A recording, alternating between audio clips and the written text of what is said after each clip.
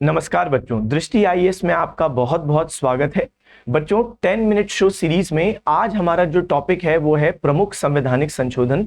Already इसका part 1 मैंने आपको दे दिया है। जिन बच्चों ने पार्ट 1 नहीं देखा पहले वो पार्ट 1 देख लें, जहां पर 42वें संविधान संशोधन अधिनियम से पहले के संशोधन हमने देखे हैं।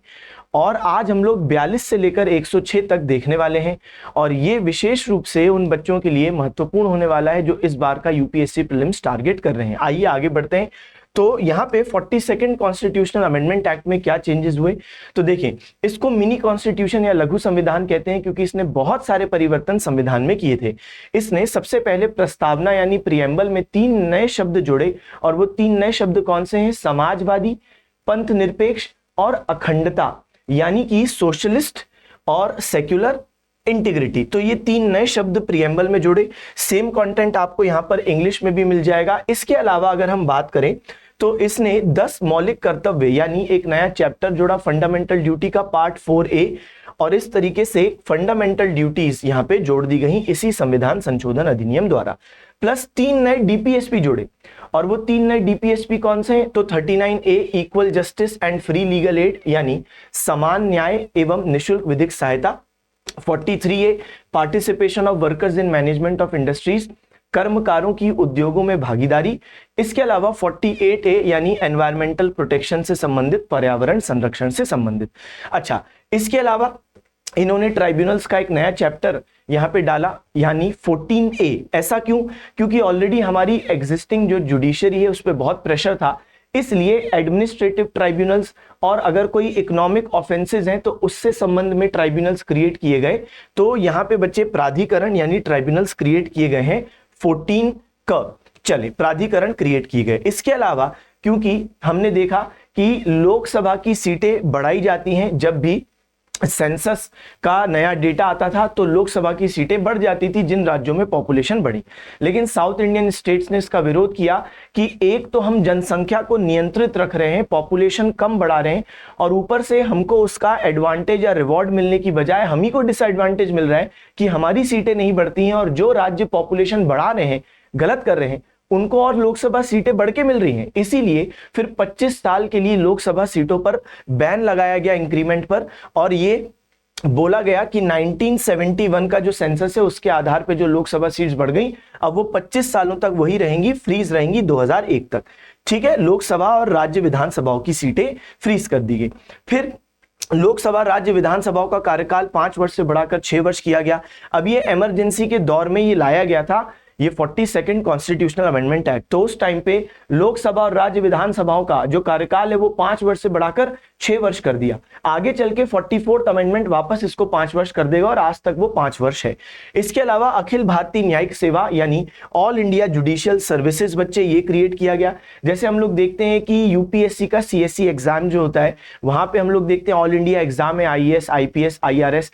तो वैसे ही बच्चे यहाँ पे एक all India judicial services propose किया गया था, हालांकि ये अभी तक इंप्लीमेंट नहीं हुआ है। फिर 5 सब्जेक्ट्स को शिफ्ट किया गया राज्य सूची से संवर्ती सूची यानी स्टेट लिस्ट से कॉन्करेंट लिस्ट, ये भी इसी अधिनियम ने किया। और इसके अलावा बच्चे इन्होंने कहा कि कोरम की कोई जरूरत नहीं है पार्लियामेंट और स्टेट लेजिस्लेचर में। कोरम यानी गणपूर्ति यानी जो 10% सदस्यों की एटलीस्ट मौजूदगी होनी चाहिए ताकि सदन अपना कार्य कर सके। तो इनने कहा कि कोई जरूरत नहीं है कोरम की, अगर कभी 10% सदस्य उपस्थित नहीं भी है तो भी सदन अपना काम कर सकता है। तो ये 42nd अमेंडमेंट की बात है। फिर 44th ने जो लोकसभा और राज्य विधानसभाओं का ओरिजिनल टर्म है उसको वापस 5 साल कर दिया। कोरम की जो व्यवस्था 42nd ने हटाई, इनने बोला कि नहीं कोरम चाहिए, पहले जैसे कोरम के बिना काम नहीं बनेगा। और इसके अलावा यहां पे बोला गया कि जो भी प्रेस है अगर वो सही खबरें छापता है सदन की तो कोई दिक्कत नहीं है, क्योंकि 42वें संविधान संशोधन में एक ये भी चीज थी कि खबरें छापने पर रोक लगा दी गई थी कि जो भी लोकसभा के अंदर हो रहा है आप अगर छापोगे पहले आप हमसे परमिशन लो। तो यानी फ्रीडम ऑफ प्रेस कर्टेल किया गया था। लेकिन यहां पर क्या बोला कि नहीं, ट्रू रिपोर्ट्स अगर आप छाप रहे हो सदन में अंदर जो हो रहा है बिना मिर्च मसाला लगा के आप छाप रहे हो तो छाप सकते हो, हमारी परमिशन की, लोकसभा की परमिशन की जरूरत नहीं है। फिर यहां पे 44th अमेंडमेंट एक्ट ने यह भी कहा, अच्छा 42 में एक चीज और दिमाग में रखेंगे, 42 में उसमें कहा गया था 42nd अमेंडमेंट में कि प्रेसिडेंट को अगर काउंसिल ऑफ मिनिस्टर्स ने कोई एडवाइस भेजी है तो प्रेसिडेंट को मानना पड़ेगा। जबकि 44th ने कहा कि प्रेसिडेंट एक बार ये एडवाइस को वापस काउंसिल ऑफ मिनिस्टर्स के पास भेज सकते हैं रिकंसिडरेशन के लिए, मगर अगर काउंसिल ऑफ मिनिस्टर्स ने फिर से आपको ये एडवाइस भेज दी, इस बार प्रेसिडेंट बाध्यकारी हैं, बाउंड हैं कि वो इस एडवाइस को फॉलो करेंगे ही करेंगे। ठीक है, तो मंत्रिपरिषद की सलाह को पुनर्विचार के लिए एक बार वापस भेजने का राष्ट्रपति का अधिकार 44वें संविधान संशोधन ने दिया। इसके अलावा राष्ट्रीय आपातकाल और राष्ट्रपति शासन के संबंध में कई सुरक्षा उपाय 44th अमेंडमेंट एक्ट ने डाले। क्यों? क्योंकि इंदिरा गांधी जी की सरकार अभी गिर चुकी थी और अभी मोरारजी देसाई प्रधानमंत्री थे, तो उन्होंने बहुत सारे सेफगार्ड्स डाले, जैसे इंटरनल डिस्टर्बेंस, आंतरिक अशांति शब्द को हटा के आर्म्ड रिबेलियन, सशस्त्र विद्रोह डाल दिया गया था। इसके अलावा नेशनल इमरजेंसी में 6-6 महीने में आपको पार्लियामेंट से पीरियोडिक अप्रूवल लेना पड़ेगा। फिर हम देखते हैं कि जो पहले अप्रूवल नेशनल इमरजेंसी का दिया जाता था सिंपल मेजॉरिटी से, उसको विशेष बहुमत यानी स्पेशल मेजॉरिटी से कर दिया गया। तो ऐसे बहुत सारे सेफगार्ड्स यहाँ पे डाले गए हैं। साथ साथ फंडामेंटल राइट्स में एक बहुत बड़ा चेंज किया गया।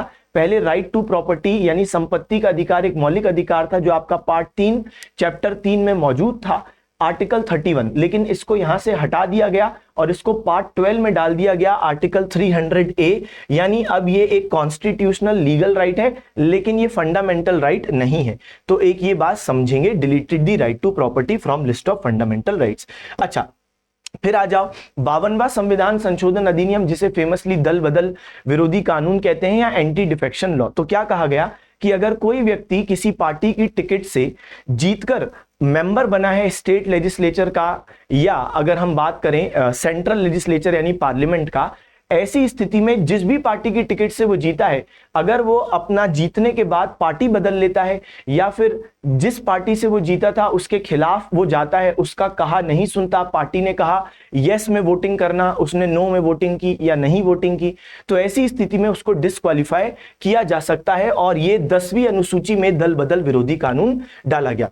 61st कॉन्स्टिट्यूशनल अमेंडमेंट एक्ट ने वोटिंग एज 18 कर दी। तो पहले मिनिमम क्या था वोटिंग एज आपका 21, लेकिन 21 से घटाकर उसको 18 कर दिया गया था इसी 61st कॉन्स्टिट्यूशनल अमेंडमेंट एक्ट द्वारा।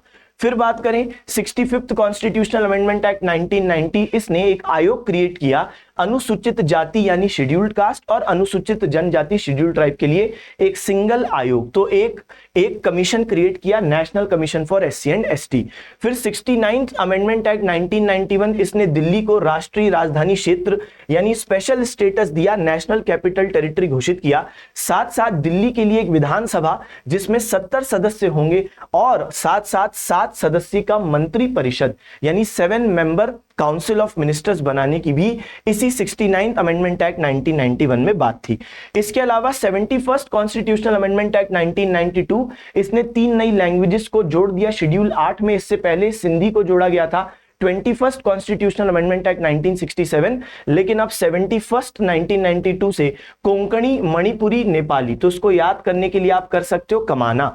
अच्छा, फिर 73rd कॉन्स्टिट्यूशनल अमेंडमेंट एक्ट 1992, यहां पर पंचायतों को संवैधानिक दर्जा दिया गया, एक नया चैप्टर इंसर्ट किया गया, चैप्टर 9 भाग 9, और साथ साथ एक नई अनुसूची भी ऐड की जहां पर पंचायत की पावर्स, अथॉरिटी, रिस्पॉन्सिबिलिटीज ये सब यहां दिया हुआ था।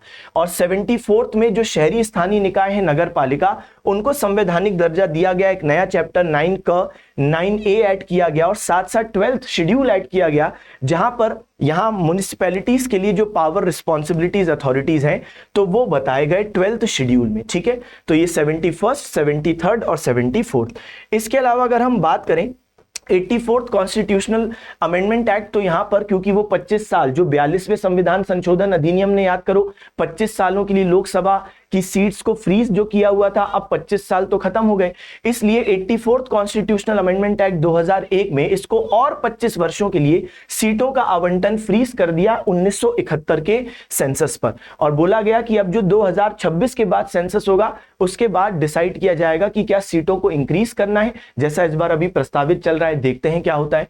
फिर 86th कॉन्स्टिट्यूशनल अमेंडमेंट एक्ट 2002, जहां पर एक नया फंडामेंटल राइट टू एजुकेशन यानी 6 से 14 साल के बच्चों को निःशुल्क एवं अनिवार्य शिक्षा देने की बात कही गई। साथ साथ इस संविधान संशोधन अधिनियम ने अनुच्छेद 45 जो डीपीएसपी है, जहां पर अभी तक एक सपना था, एक विजन था कि 14 साल तक के बच्चों को पढ़ाया जाए, लेकिन अब 6 से 14 वालों को तो आप पढ़ा रहे हो, इतना सपना, आधा सपना तो आपने पूरा किया, इसलिए फिर डीपीएसपी जो 45 था इसको आपने कर दिया सपना कि अब 6 साल के बच्चों को पढ़ाना हमारा सपना रह गया है। साथ साथ जो पेरेंट्स हैं उनके लिए फंडामेंटल ड्यूटी डाली गई कि जो पेरेंट्स जिनके पास 6 से 14 साल के बच्चे हैं वो उनको जरूर पढ़ाएं, तो ये एक फंडामेंटल ड्यूटी है। तो ये दोनों चीजें यहां पे हमने देख ली, 84th और 86th। फिर आ जाए कहां, 89th कॉन्स्टिट्यूशनल अमेंडमेंट एक्ट। तो 65th कॉन्स्टिट्यूशनल अमेंडमेंट एक्ट ने क्या किया था बच्चे, तो 65th सीएए 1990 ने national commission for SC and ST बनाई थी, यानी एक बॉडी, लेकिन 89th ने उनको बाइफरकेट कर दिया, एक बना दी national commission for scheduled caste article 338 और एक बना दिया national commission for scheduled tribe article 338 A. तो ये दो सेपरेट बॉडीज बना दी। फिर 91st कॉन्स्टिट्यूशनल अमेंडमेंट एक्ट 2003, इसने बोला कि भाई पहले जंबो कैबिनेट बन रहे हैं, यानी किसी व्यक्ति को मंत्री बनाने के लिए मंत्रालय क्रिएट किए जा रहे हैं, जो गलत था। तो मंत्रालय तभी क्रिएट हो जब सच में देश को उसकी जरूरत है, वरना टैक्स पेयर्स का पैसा बिना मतलब में व्यर्थ हो रहा है। इसीलिए फिर अपर लिमिट तय कर दी गई, तो 15% ऑफ स्ट्रेंथ ऑफ लोकसभा से ज्यादा केंद्रीय मंत्री परिषद की संख्या नहीं हो सकती, और ये आंकड़ा कुछ आपका 81 बैठता है। तो आज इंडिया में केंद्रीय मंत्री परिषद में 81 से ज्यादा मंत्री नहीं हो सकते, जबकि राज्य में भी स्टेट लेजिस्लेटिव असेंबली का 15% से अधिक मंत्री नहीं हो सकते। लेकिन यहां पर मिनिमम मंत्री भी हैं, राज्यों में मिनिमम 12 तो होने चाहिए। केंद्र में ऐसा मिनिमम मंत्रियों का कोई संख्या नहीं है, लेकिन राज्यों में मिनिमम 12 मंत्री होने चाहिए इंक्लूडिंग सीएम। साथ साथ यहां पर जो दल बदल विरोधी कानून है उसको और स्ट्रॉन्ग किया गया। अगर कोई व्यक्ति डिस्क्वालीफाई किया गया है हाउस की मेंबरशिप से क्योंकि उसने दल बदला, तो वो मिनिस्टर बनने के लिए भी डिस्क्वालीफाइड होगा, ये बात यहां डाली गई। साथ साथ अगर कहीं 2/3 सदस्य किसी पार्टी के दूसरी पार्टी में विलय होते हैं तो यहां पे उनको डिस्क्वालीफाई नहीं किया जाएगा, यहां पे इसको मर्जर कहा जाएगा। तो यहां पर ये मर्जर होगा, यहां पे कोई डिस्क्वालिफिकेशन नहीं होगा। जैसे अभी राघव चड्ढा और हमने देखा आम आदमी पार्टी के 7 सदस्यों ने शिफ्ट किया बीजेपी में, तो टोटल सदस्य थे राज्यसभा में आम आदमी के 10 में से 7 अगर शिफ्ट किए हैं तो 2/3 से ज्यादा कर दिए। तो यहां पर बच्चे ये मर्जर है, तो इसलिए राघव चड्ढा और वो लोग डिस्क्वालीफाई नहीं हुए। इसके अलावा फिर बात करें 92nd कॉन्स्टिट्यूशनल अमेंडमेंट एक्ट 2003, इसने 4 और भाषाओं को जोड़ दिया है। कहां पर, 8th शेड्यूल में। इस तरीके से लैंग्वेजेस हो गई 22, बोडो, डोगरी, मैथिली, संथली। फिर जो 97th कॉन्स्टिट्यूशनल अमेंडमेंट एक्ट है बच्चे, इसने सहकारी समितियां यानी कोऑपरेटिव सोसाइटीज को दे दिया कॉन्स्टिट्यूशनल स्टेटस। कैसे, एक नया चैप्टर 9 ख यानी 9B जोड़ा गया। साथ साथ एक फंडामेंटल राइट में भी ये चीज ऐड की गई। आप आर्टिकल 19 देखोगे तो वहां पर आपको दिखेगा कि 19 क्लॉज 1 सब क्लॉज C कि यहां पर आप बना सकते हो बच्चे एसोसिएशन, तो यहां पर आप बना सकते हो संघ, तो कोऑपरेटिव सोसाइटीज का संघ बना सकते हो। साथ साथ एक डीपीएसपी भी इंसर्ट किया गया 43B, जहां पर ये सपना डाला गया। सपना क्या है कि कोऑपरेटिव सोसाइटीज का सरकार प्रमोशन करे, तो इसने एक नया चैप्टर इंसर्ट किया 9B, फिर फंडामेंटल राइट्स में चेंज किया और डीपीएसपी में 43 ख इंसर्ट किया। इसके अलावा 100 कॉन्स्टिट्यूशनल अमेंडमेंट एक्ट 2014, जहां पर इंडिया बांग्लादेश के बीच में लैंड बाउंड्री एग्रीमेंट हुआ और कुछ क्षेत्र इंडिया ने प्राप्त किए बांग्लादेश से और कुछ बांग्लादेश ने प्राप्त किए इंडिया से। फिर 101st कॉन्स्टिट्यूशनल अमेंडमेंट एक्ट आपका जीएसटी के इंट्रोडक्शन से संबंधित है। 102nd कॉन्स्टिट्यूशनल अमेंडमेंट एक्ट राष्ट्रीय पिछड़ा वर्ग आयोग इसने क्रिएट किया। अभी तक शेड्यूल्ड कास्ट और शेड्यूल्ड ट्राइब के लिए तो बन गया था आयोग, लेकिन यहां पे ओबीसी के लिए आयोग क्रिएट किया जाता है, राष्ट्रीय पिछड़ा वर्ग आयोग, और एक नया आर्टिकल इंसर्ट किया जाता है, आर्टिकल 338B।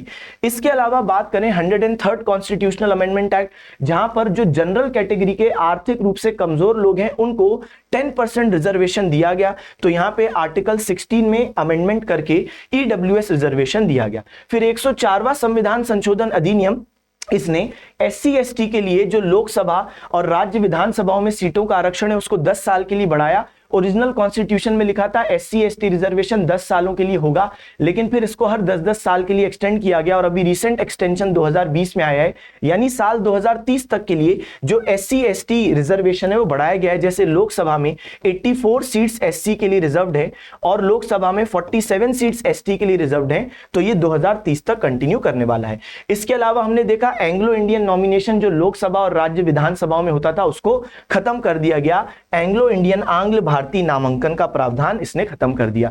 105वां संविधान संशोधन अधिनियम इसने क्या बोला, तो सामाजिक और आर्थिक रूप से पिछड़े वर्गों की पहचान करना राज्यों का भी अधिकार है। असल में ये कहानी ऐसी है, 102nd कॉन्स्टिट्यूशनल अमेंडमेंट एक्ट ने national commission for backward classes राष्ट्रीय पिछड़ा वर्ग आयोग बनाया, तो ये गलतफहमी हो गई सुप्रीम कोर्ट को कि अब यही सिर्फ आइडेंटिफाई कर सकता है ओबीसी को और स्टेट से पावर छीन ली गई है।